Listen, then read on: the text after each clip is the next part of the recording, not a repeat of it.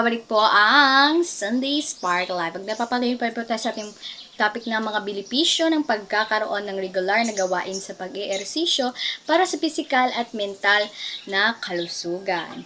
Para sa kalusugan ng isip at emosyon, hindi lamang ang katawan ang nakikinabang sa pag-eehersisyo.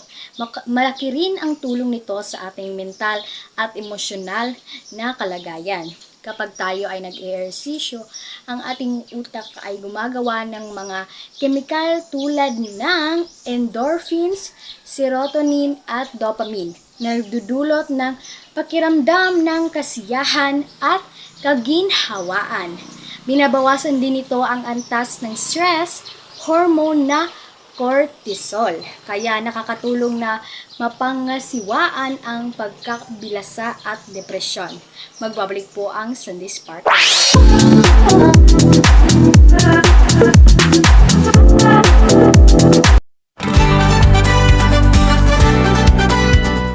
Excited ka na ba? Dahil pati ako excited na! Abangan ang malaking pasabog sa Sunday Spark Live ngayong March 1!